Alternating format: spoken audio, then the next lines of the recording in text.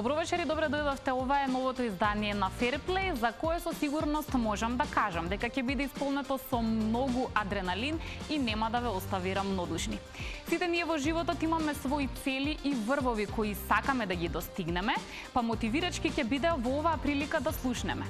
Како изгледа кога целиот хоризонт се отвара пред вас заради тоа што вие сте успеале да стапнете на врвот. Па, време е да го започнеме нашето денешно искачување.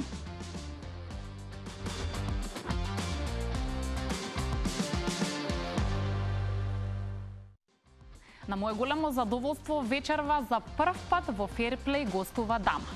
И тоа оваа девојка би рекла дека ги руши сите стереотипи поврзани со жените. Таа е исклучително храбра, силна, си поставува високи цели и стандарди во животот, но барем досега несомнено успева да ги исполни. Беше дел од македонската делегација која во месец октомври се искачи на врвот Амадаблам на Хималаите заедно со Лазо Миновски, па сите впечатоци се разбира дека ќе ги чуеме во денешното издание. Ви ја представувам оваа исклучителна девојка која се вика Ирина Дишовска.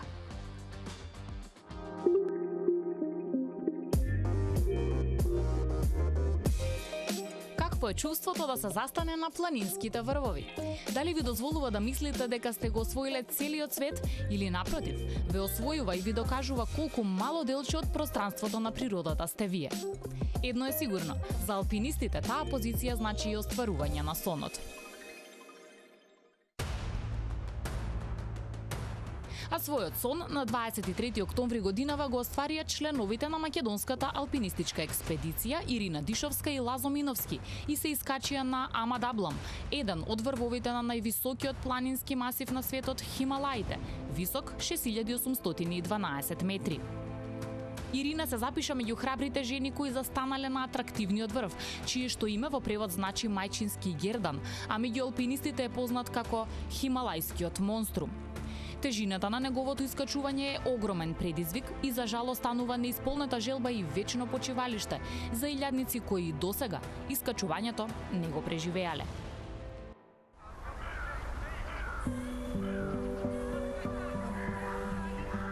Ирина Дишовска е родена на 31 јули 1991 година во Тетово. Од дете носи препознатлив темперамент и спортски дух кои ја водат низ сите сфери во животот, не само во спортските подвизи. Ова е населба Дреноец во Тетово, градот под Шара и куќата каде што Ирина Дишовска ги поминала незините детски денови.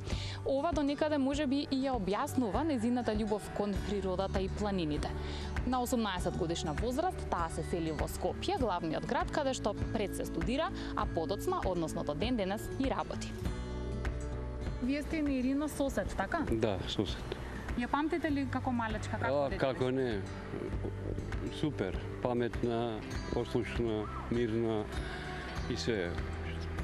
Заврши школа, добро, факултет. Си работа во Скопје, али се бави, заинтересирана е она за планинарење, била во странство. Љубовта кон природата и планините Ирина ја наследува од незините родители, кои редовно планинареле на Шара заедно со трите деца. Пред посериозно да се занимава со алпинизам, во детските денови тренирала карате и одбојка во родниот град, а членувала и во Љуботен, најстариот планинарски клуб во Македонија. Господја Вера, ви благодарам многу најнапред што на ваков начин не примивте во вашиот дом и вие сте уште еден доказ дека тетовска куќа е домакинска куќа, така е? Така, да. Ќе позборуваме за Ирина како мајка. Како ја доживувате вие? Какво дете беше? Каков ви беше карактерот, темперамент? Па многу супер активна, ептем. Беше немирна? Па беше, со машки претежно затепаше, на фудбал играше од малечка, уште од малечка. Како машко, како брат да ми, а не сестра, реално. Ова што го прави и ова што животот нејзин си го живи, она се одлучила буквално и ние машки не можеме тоа да го правиме. Секогаш имаше време, све у покрет беше. Нон-стоп беше во покрет. Идеше и на хор, идеше на време и игра орна, не знам што беше тоа. Све идеше. Освен спортскиот дух и големата желба за планинарење, Ирина уште од малечка има уште една многу голема љубов.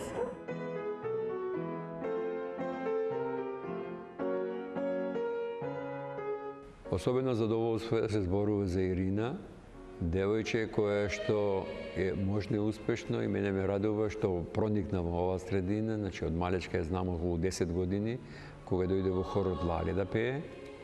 Уште од тога видов дека тоа е надежно девојче, затоа што природата создава лидери, а она уште тој момент беше лидер во генерацијата. Ирина умееше во некои пригоди да ја реагира. Доста ќе рече, ќе свика, ајде сега ли. Значи, темпераментна е по природа, затоа и е таква. Некој ако не е темпераментна, нема тоа што го прави и што го гледаме да го прави.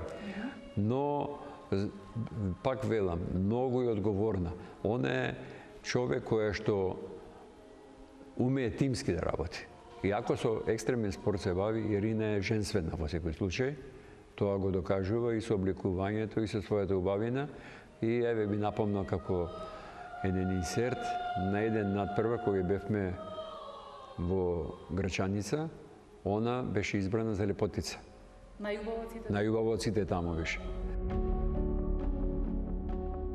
На 18 годишна возраст Ирина се сели во Скопје, каде студира на факултетот за безбедност при Универзитетот ФОН и правниот факултет на УКИМ. И денес живее и работи во главниот град, а се уште ги поседува авантуристичкиот дух, храброста, интересот кон екстремните спортови и активности под отворено небо, кои веќе не се незино хоби, туку начин на живот. Она е пред се искрен другар, добар човек, тоа дека е храбра знаеме сите, ама има една карактеристика која што и јас знаат голем дел луѓе за неа, меѓутоа она е исто многу хуман човек. И е голем другар за тие што ги сака, е секогаш тука во секое време и е лојален другар. Има многу работи кои што ги правиме заедно, ама најчесто тоа се аутдор активности, затоа што и двете сме многу активни и многу ретко се случува да седнеме дома онака и да не правиме ништо, пошто некако не го можеме тоа и кога сме заедно, тоа е многу тешко. Ајде, сонце моје мало, ајде. Браво бе, тете. Браво бе, планинарчена тета, браво. Ирина доаѓа многу често, од кога добив синот, многу често доаѓа за тетова и многу се нераздвоени со малиот мој. Тој има нецели 3 години, сега во јануари 3 ќе прави, али многу ја сака. Го носи по планини, го зема со нејзе во Скопје, буквално по цела недела седи без проблем. Многу ја сака и многу сака со нејзе да биде. Кој е на посадок кај тете? Алексеј! Со куперче.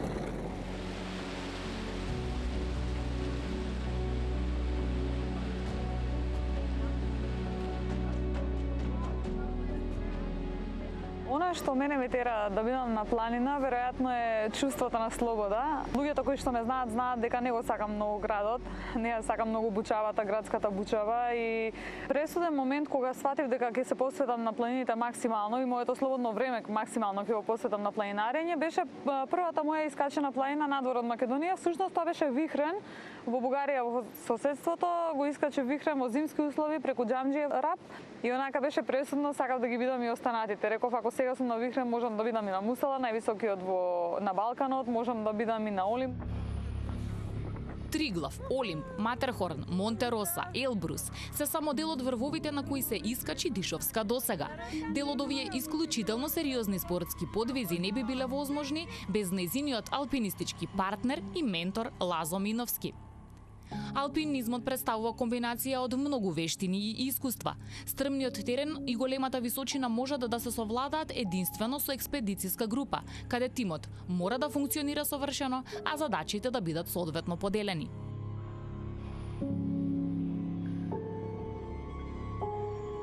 Секој член во тимот пред се треба добро да ја познава и да се грижи за опремата. Лаза пробува да се спакува, после самиот пуш, ја побрзо сум спакување. Нему поскоро му идем, но е педантен. Потребна е и подготвеност за аклиматизација, односно изложеност на екстремни температури. Не се спие, не 2 саца бајле, 4 нека не се спие од ветрот. Да видиме што не очекува надвор. Која е температурата?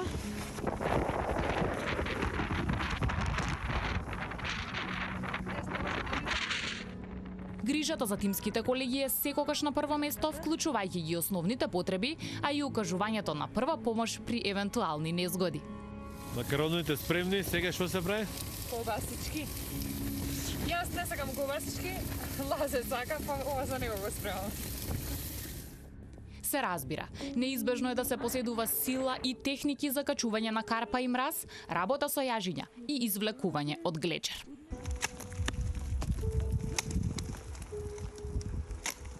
Само да ви покажам што се случува овде. Моментот е да го избереш правото јаже. Thank you. Како се чувствувате, дечки? Во февруари годинава Ирина и Лазе се искачија на Килиманџаро како своевидна подготовка за последниот сериозен предизвик да се најдат на еден од хималајските врвови, екстремен, ризичен и суров, Ама Даблам. Остварувањето на оваа цел подразбираше излез од комфорт зоната и 6-месечни интензивни подготовки, легнување пред 22 часот, станување пред 6, 2 пати или 3 пати тренирање дневно и дополнителна стручна помош. Ирина е во хороскоп лав и во приватен живот и на професионално поле е лавица. Иако никогаш можда професионално не се занимавала со некој спорт како што не знам кошарка или некои надпревари по конкретни, она е вистински спортист. Незината дисциплина и начинот на кој таа тренира е многу редок да се види. Тоа се гледа кај многу успешни врвни спортисти. Ние во теретана вежбавме на издржливост, на исто така на подобрување на кондицијата. Имавме доста вежби кои вклучуваат качување на боксови, со килажи, јачење на самиот кор, исто така со тежина, затоа што Ирина не самото искачување треба да носи товар на себе, па тој товар да го издржи. Ние го јачавме целиот тој дел. Бестрашна е, позитивна, има многу енергија и се што прави не е тешко. Мислам дека првично затоа што го прави со љубов. Како се осеќате кога, например, ќе отиде на таков подвиг како што беше сега да ги искачи Хималаите? Абе, тоа е супер е. Мислим, тоа доживљај детето да ти биде, нели... На таков еден подвиг, да. Малку имаш брига, нели, на планина и пак е тоа, алпинизам е. Не помислувам никогаш на лошо ја. Секогаш чекам добри вести. И секогаш успеала она. Македонските алпинисти се најдоа на поедовната точка, односно во базниот камп на Хималаите на 10 октомври годинава. Нивното искачување се одвиваше во тешки временски услови со минусни температури, снег и силен ветер. Камп 1, 2 и 3 се позициите за одмор и обновување на силата потребна да се стигне до целта. Базен камп на Ама Даблам под снег.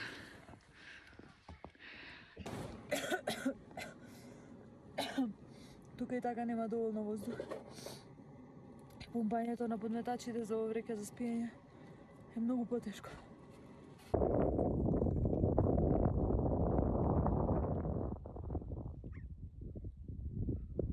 Do not try this at home. И сегаш ми пишува пораки одма, чим се случи нешто, како што, чим најде мрежа, доколку нема. Па најчесто ми пишува еден реферат, како било, што се случило и на крајот никогаш не заборава да пишете сакам. Јас лично бев многу загрижена за Нези и за Лазе, затоа што ние сме исто така и пријатели. Тоа е голем предизвик да што идат високи професионалци. Така да многу сум горда на Нези, многу. Ирина Дишовска и Лазо Миновски стапнаа на Ама Даблам на 23 октомври, со што се запишаа меѓу успешните македонски спортисти кои оствариле ваков неверојатен голем спортски подвиг. Првата македонска експедиција на која ова и успеа беше алпинистичкиот тандем Илина Арсова и Илија Ристовски во 2011 година. Ирина е втората жена од Македонија што успеа да ја совлада насоката до врвот, која во просек има стрмнина од 70 до 90%, наместа е целосно вертикална и по целата должина е екстремно технички комплицирана. Само што се разминавме со една група швајцарци, го откажаа искачувањето они поради големи снегови. Лаки? Што Лаки е? Лаки е разочаран. Да не идеме на ваков снег. Let's go, Ирина. The Iron Lady.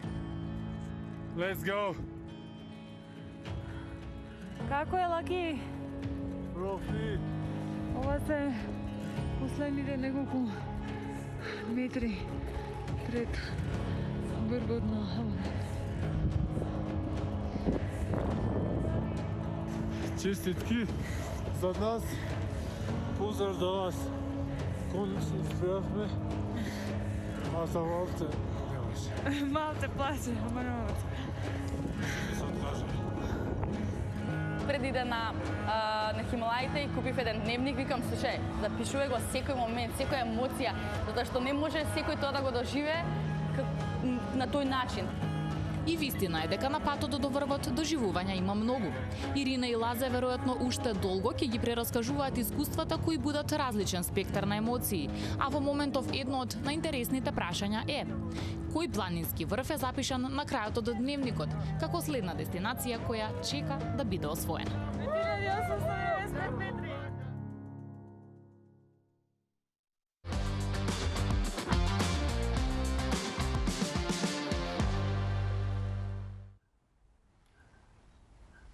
Што да каже човек после ова, освен дека не постои веројатно не можам, туку само не сакам, секоја цел и секој врв може да биде освоен, но потребна е напорна работа.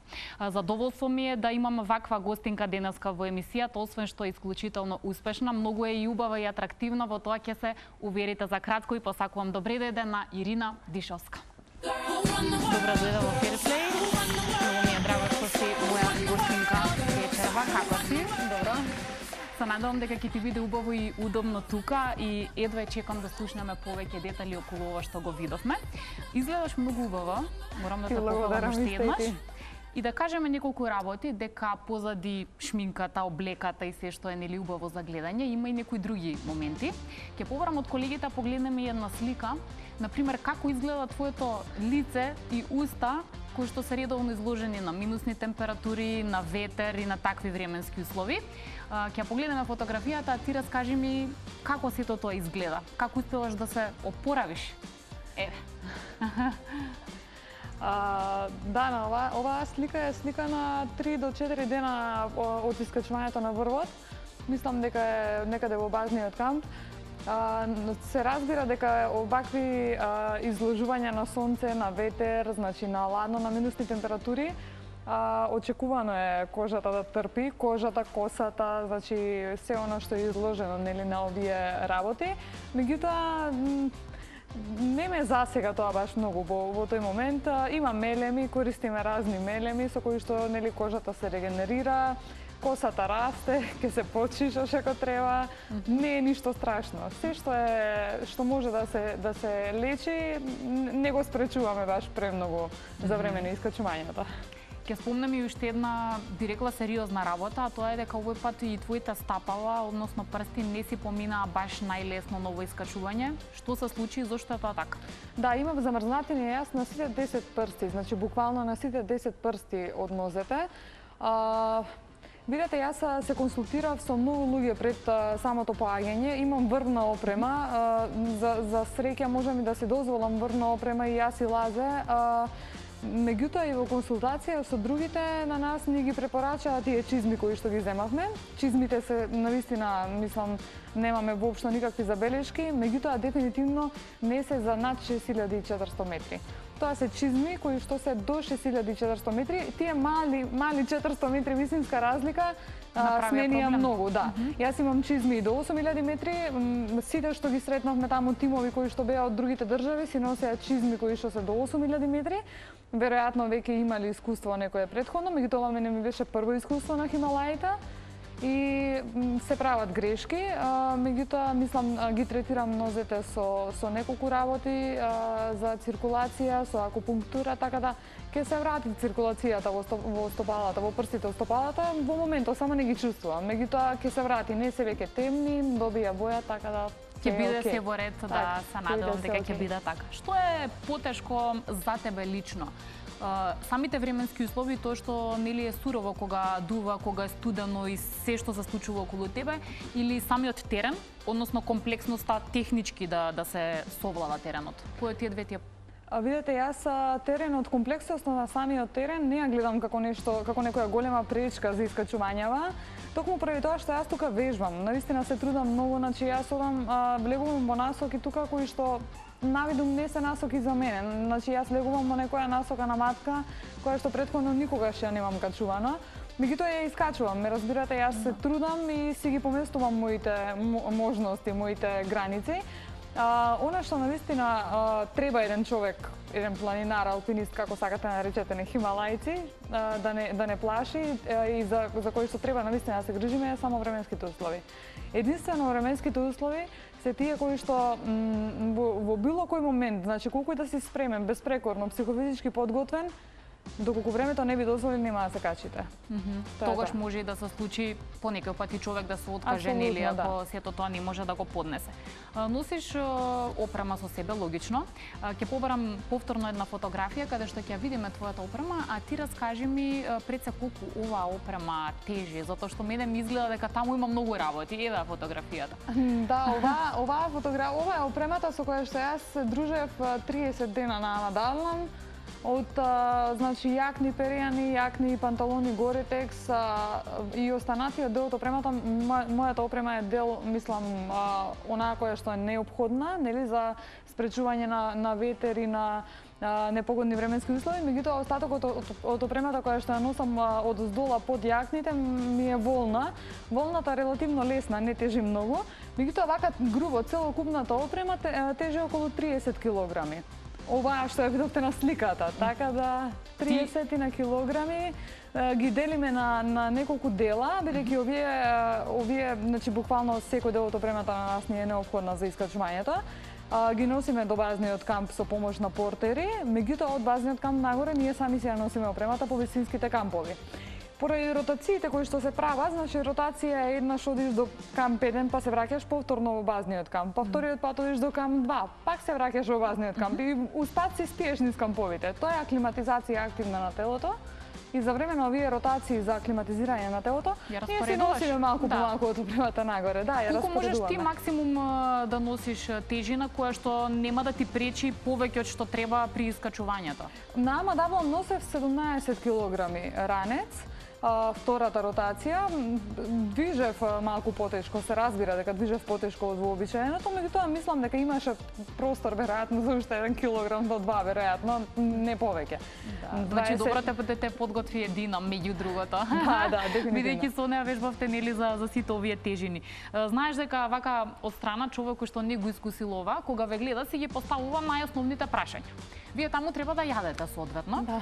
Таа храна да значи дека внесувате доволно нутритивни вредности и енергија, ама не треба и многу да тежи од друга страна, затоа што не можеш ти да наполниш ранец со 3 кила банани, затоа што бананите се добри да јадеш. Што јадете кога одите таму? Видете, ние, значи храната која што носиме таму, да, кажавте дека не треба да тежи, најчесто се базира на внесуваме масти преку апетисани, меѓутоа ние не носиме на пример цели апетисани, цели бадеми, лешници, туку правиме комбинација, нели, една од ораси, бадеми, лешници, не знам, зависи кој што си сака да јаде, ги мелеме и правиме во пакетчиња, на пример, за распоредени за 30 дена во мали пакетчиња, колку што ни е потребна дневна доза на масти. Носиме со нас протеин, кој што навистина е неопходен за сила. И носиме овес. Овесот е, мислам, јас го користам и тука во Македонија, секојдневно си доручкувам овес, така да овесот е многу, значи има многу висока нутритивна вредност и многу помага при искачувањето, а воедно и е лесен. И остатокот, значи, се базира на некои веројатно оние нудли што ги користат, што се варат за помалку од 2 минути во топла вода, а водата на нас ни е топење снег, така да нешто што брзо се спрема, а има некоја вредност нутритивна онака да ти помогне, меѓутоа користиме и суплементи, зборам за да суплементи. може поедноставно, да. Да, само шекери и користиме значи нешто за надополнување на солите кои што ги губиме, за хидрирање на телото. Не нешто премногу професионално. Дајте да видиме уште едно видео на какво место овие делегации спијат. Значи, дел од камповите се буквално на толку стрмен предел каде што има место само за шаторот. И моето прашање кон тебе е добро како спиете вие таму? Како човек спие? Влегува во шаторот и не мрда? Да, некако. Ова е камп 2, уствари. Камп 2 важи за еден од најизложените кампови на Хималаите. Камп 2 зборам на Амадаблам. Јас лично немам проблем со спиењето. Јас легувам во камп 2, буквално во шаторот што ни беше заедничкиот шатор, нели, со Лазе. Не знам, имаше некој камен кој што ми сметал под бубрек или нешто, воопшто го игнорирам сето тоа. Знам дека морам да легнам и да заспиам, да одморам, затоа што утре ме чека качување. А добро, како се загревате? Има начин внатре шаторот да го загреете, затоа што гледам? Не, апсолутно не. Не, ние си влегуваме во шатор и во шаторите внатре, нели, претходно имаме однесена опрема, имаме вреки за спиење, меѓутоа тие вреки се експедицијски вреки, тие се до минус 48 степени Целзиусови, така да вреките на нас не се многу добри, влегуваме во вреќе и телото се загрева, да. Колку можеш, толку одмори. Телото се загрева во вреќе, не чувствуваме студ. Исто така треба човек кога е на ваков терен да направи некои основни работи од типот во одреден момент ќе ти се пие вода. Во одреден момент да ти се искачуваш, меѓутоа чувствуваш потреба за некаква храна. Како тоа го правиш? Треба да ги извадиш ракавиците. Може би, не знам, во моментот си нели си скачувате со јажења. На тебе имаш и друга опрема. Како? Значи јас не разбирам физички како тоа ви. Видете, додека ги правиме ротациите, ние си правиме паузи со тоа што внесуваме вода минимум 3 литри на ден. Се трудиме да биде и 4 литри на ден, нели, колку повеќе тоа подобро. Ние го хидрираме телото од самото пристигнување, уште пред пристигнувањето во базниот камп, значи на самиот трекинг. Да си има резерва, така? Ние си пиеме константно и кога не ни се пие вода, чај, топол чај, ладен чај, како го од електролити, значи што и да пиеме, постојано ги пиеме. Кога ќе дојде денот за самит пуш е денот кога се искачува врвот, навидум немаш време да се напиеш вода, а уште помалку да јадеш. Мислам, ние воопшто немаме време да јадеме. Ние не внесуваме храна додека качуваме. Ние тргаме на полноќ, пред да трнеме околу 11 часот вечераме. Нешто пообилно, меѓутоа пообилно, ако ви кажам, тоа се оние нудли што ви ги споменав, едно пакетче поделено на двајца. Да не си мислиме дека е гозба тоа во вода. Нема гозба. Тие нудли се делат за двајцата и тоа е доволно обилно за некој таков подвиг. Меѓутоа, се трга на врв и да, најчесто 90% на овој врв, 99% буквално висиме на јаже. Тоа е 1% кај што ние не висевме на јаже е камп 3. Таа рамнина која што ја достигнавме на камп 3, се откачуваме од јажето и можеме да одмориме, меѓутоа не одморивме премногу затоа што премногу дуваше, изложен е камп 3 од две страни дува и едноставно го продолжуваме искачувањето. Вода ќе се напиеш на камп 3 кај што има простор да застанеш, нели, на две нозе. Ќе се напиеш вода, топол чај или топли електролити и продолжуваш и тоа е тоа. Даваш максимум, меѓутоа 9 часа стварно функционира телото без никаква храна. Добро, тогаш и телото под адреналин, веројатно и тоа си го прави своето. Еве гледаме како се мијат заби, например, на планина. Тоа е тоа. Навидум едноставно, ладно, топло нема. Вака се мијат заби. Нема, луѓето кои што ме знаат дека многу се грижам за моите заби и кога нема услови, јас знам да излезам и да ги мијам, па како и да изгледа тоа во очите на другите. Кажавме дека Ама Даблам важи за монструм, го доживеа ли ти на вистина како монструм? Да не заборавам да кажеме дека и овој пат имаше луѓе за кои што искачувањето беше кобно, за жал. Да, за жал. Видете, јас го доживеав дури кога се качив некаде на камп 1. Кога се качивме на камп 1, веќе се приближуваме до врвот, меѓутоа гледаме колку сме ние минорни во однос на самиот врв. Се што е оддалеку што го гледаме, се што е од долу гледано, изгледа па добро е, ова е прифатливо, нели? Ова е прилично лесно за качување, меѓутоа не. Кога ќе се приближиш поблиску, веќе ја добива големината врвот во очите и на мене и на сите качувачи. И имавме и страхопочит и понизност према врвот. Така како што треба, впрочем, нели, нема подценување. Јас го нареков, значи баш така како што си го доживеав, монструм буквално во секоја смисла. Не знам дали ќе се согласат другите со мене, меѓутоа го коментиравме искачувањето и со другите експедиции и на вистина на сите, буквално на сите експедиции кои што беа во тој момент во базниот камп. Им делуваше така? Им беше така, да, им беше тешко, премногу тешко. Добро, мора да прашам, кога сите овие снимки ги гледав и додека ги подготвувавме, дефинитивно ми изгледа како да немаш страв. Значи, од многу работи немаш страв. Има нешто што те плаши во животот, што ти го предизвикува тоа чувство. Еве, можеби не е вистина, не е тој таков терен како што го гледаме. Што те плаши во животот? Страв. Ретко, да, ретко јас имам страв, па не знам, не се плашам јас баш. Од многу работи во животот имам поминато, адреналински, помалку адреналински, луѓе кои што се плашат од секојдневни работи, не ми предизвикуваат страв. Не знам, можеби има некој момент во главата кој што ми не достига, па затоа немам страв, не знам. Сега, дека нема страф, уште еднаш ќе се увериме. Ова видео, нашите гледачи се надевам дека внимателно ќе го изгледаат, заради тоа што Ирина, без никаква опрема, се качува на еден од гребените, така на матка. Да. Уживајте во следните неколку минути, а потоа и ќе прашам како ова успеа Ирина да го направи.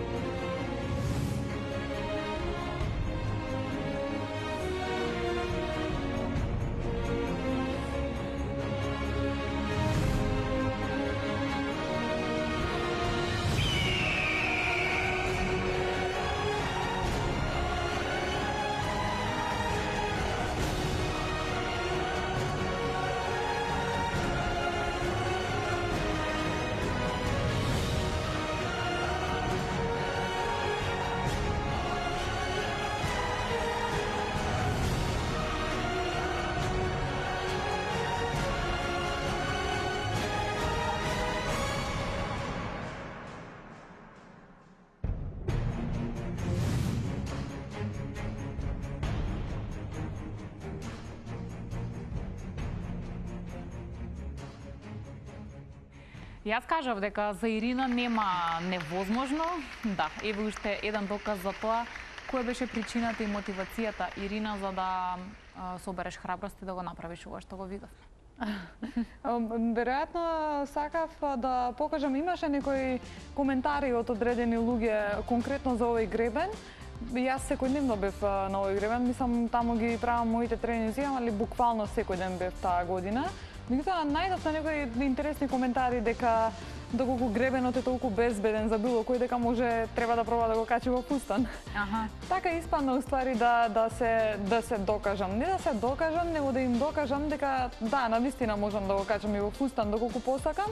Меѓутоа сакав да покажам дека без разлика што ние сме жени, коментарите се однесуваа на качувачките кои што се жени, без разлика што сме жени, ние можеме да парираме, значи на она што го прават и машките алпинисти на матка. Така да имаше повеќе позитивни коментари, имаше и по некој негативен, во смисла на тоа дека ова можеби до некаде се граничи со лудост. Да. Си размислила ли на моментот дека можеби, ако некоја девојка го гледа ова вака како што ние го видовме, ќе си рече, па јас ќе го облечам фустанот сега на мене и ќе одам ќе се качам, ако може Ирина, можам и јас. Така, но дали си помислила на тој момент дека можеш да ги инспирираш и некој што не треба да или не може да? Не, воопшто. Мислам, јас ми го поставиле ова прашање, често знам да одговорам дека во тој случај треба Спајдермен да се забрани на мали деца. Ние, значи, сме на технологијата е толку веќе напредна што секојдневно сме изложени на вакви некои лудости, луди работи кои што ги прават луѓето насекаде во светот, меѓутоа дека една девојка од Македонија сега го направи, ајде да ја нападнеме, меѓутоа има многу. Верувајте дека има многу фри солисти, фри соло од насекаде од светот, кои што се качуваат на облакодери, на згради, без никаква опрема, без никаква заштита, без ништо. Така да, тоа се работи кои што ги правиме лично за нас. Меѓутоа, јас не ги правам за другите, доколку другите сметаат дека ова треба да им даде пример на нив, мислам дека треба да се запрашаат, секој треба да се запраша колку е психофизички подготвен за било каков подвиг. Да не се нафати на нешто што... Апсолутно не. И таму и нема ни да ги примат. Мислам, на матка не можеш ни да поминеш преку браната за да стигнеш до овој гребен, доколку немаш дозвола, доколку не те знаат. Мислам, обезбедување има 24 часовно. Така да тоа не ме плаши воопшто. Добро, значи немојте да правите нешто кои што не сте подготвени или не можете. Ќе позборуваме малку повеќе во продолжение за приватноста на Ирина, за нејзината професија, но време малку да одмориме и да ги погледнеме рекламите.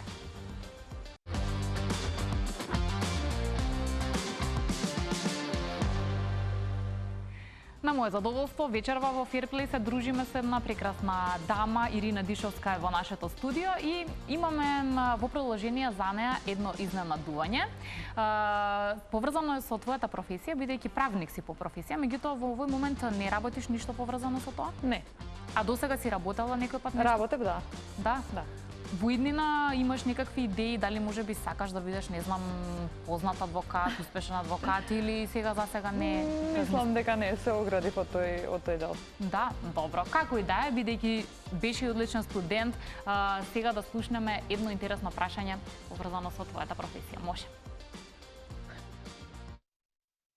Ја прв пат се информирам сега од вас дека Ирина е правник. Ја, ако не се лажам, не знам и од град и од теретани или така нешто, тоа во времето кога бев физички активен, не сум веќе 3 години, за жал и од таму ја знам. Значи, според ова, она со тебе не се консултирала за правни теми? Не, до сега не. А ти со неа за спорт, за вежбање, за не знам... Ја веќе 3 години сум во форма и сум здебелен 25 кг, така не сум се консултирал со никого го. Ирина, под присила на Јана да те прашам кои се основите за жалба при во една граѓанска постапка. Те молам да ме убиеш. Фала. Добро, благодарам на Јанаки Митровски, кој што ете ти е познаник или пријател. Он се одлучи за ова прашање, да, навистина беше до некаде под присила. Основи за... Сега ја заборев шо. Основите за жалба на... Во една граѓанска постапка, меѓутоа тоа е дел од граѓанското право, а јас не го сакав многу граѓанското право. Јас си студирав и си магистрирав на кривично право, на казнено право. Мислам дека Јанаки го работи граѓанското право, ќе го оставам него да ги одговори овие прашања. Ова Јанаки сигурно намерно ми го направил, да не постави прашање што е твоја област, но добро, му простувам како и да е, благодарам уште еднаш. Да прашам, дали е вистина дека си добра домаќинка? Да, знам да готвам. Знаеш и сакам да готвам, си готвам. Да, тоа и мајка ти го кажа, призна дека е така. Имаме едно прашање поврзано со оваа тема. Може. Вака сакам да ја прашам мојава лепотица едно прашање, а тоа е пошто ретко кој, тоа е само ние повеќето луѓето што те знаеме дека ти си многу добар готвач, дека сукаш, дека месиш и све тоа, дека све знаеш да правиш, буквално и од ништо нешто. Имам едно прашање што ретко кој го знае за тебе, исто дека ти правиш зимници. Ме интересира, пошто овој период не беше во ситуација ради Хималај да прави зимница, претходнава сезона, на колку фамилии им направи зимница?